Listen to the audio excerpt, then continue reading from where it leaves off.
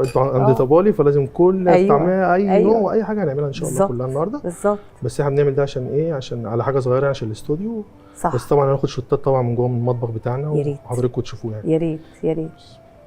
طب انت بقى عارف انه اكيد انت اصلا من انهي محافظه يا شيف حمادي؟ انا من القاهره. من القاهره. طيب انت من القاهره. طب انت عارف الشعار بتاع محافظه الجيزه صح؟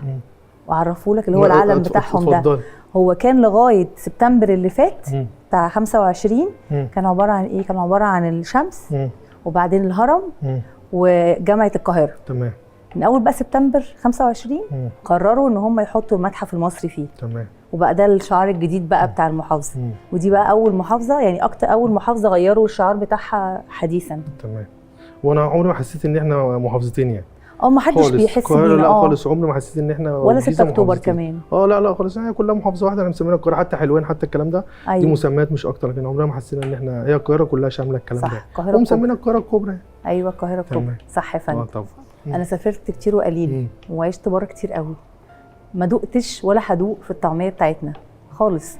يجيبوا لي بقى صفرة، يجيبوا لي اللي بالحمص، يجيبوا لي اللي ما فيش. بقول لهم انتوا مش عارفين تعملوها. احنا اخترعنا ده بتاعتنا واختراعنا. حتى طبعًا. اسمها الفلافل طبعا جبناها طلعت من 5000 سنه. طبعا بس هي فعلا ما فيش زي الطعميه المصري حقيقي. طبعا ده اختراعنا احنا يعني دي حاجتنا احنا. ايوه صح. ابتدوا الناس تقلدنا كتير بس دي حاجه من اثرياتنا يعني. لا الفول طعمه يعني مختلف فعلا في الطعميه. لا والزراعه احنا الزراعه عندنا ده هو الفول ده يعني احنا بنصدر كمان يعني حتى لو حد بياخد الفول ده او الفول الحصى او المدشوش ده بيتصدر بره من عندنا احنا يعني. ايوه صح. يعني احنا اكتر دوله في العالم بتطلع فول مدشوش او حصى يعني.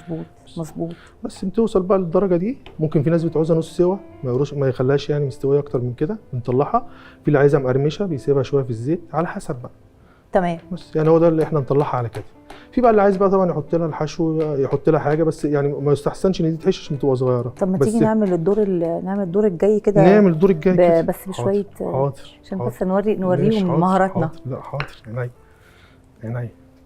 ايه تاني بقى اكلات شعبيه عندنا احنا عندنا طبعا في القاهره بقى. هنتكلم على الفول طالما احنا جبنا سيره الفول. هنتكلم على الفول. ايوه الفول المشوش ده ممكن يطلع منه بصاره. ايوه طبعا البصاره دي طبعا برضو مصريه 100%.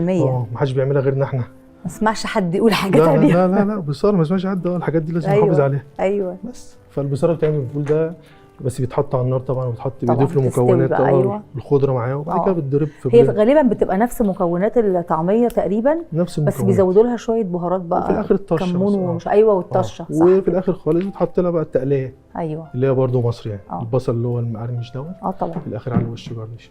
فده كده طالما جبنا سيره الفول يعني. ممكن نعمل شويه بقى كام واحده كده بالحاجه بالسمسم والكزبره كام واحده كده وبعدين نخش نقلي جوه. ماشي. هنحط ايدينا كده برده اهو. اوكي. على انت بتعملها على ناحيه واحده عشان الصغيره صح؟ عشان الصغيره اوكي.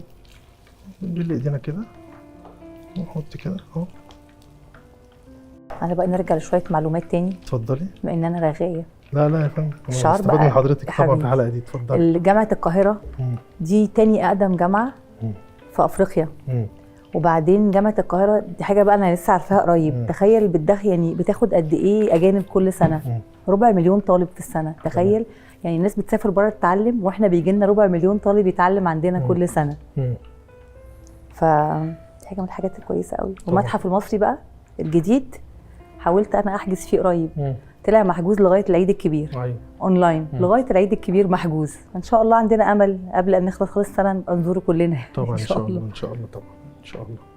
دي حاجه بنفتخر بيها طبعا المعالم والاثريات بتاعت بلدنا طبعا.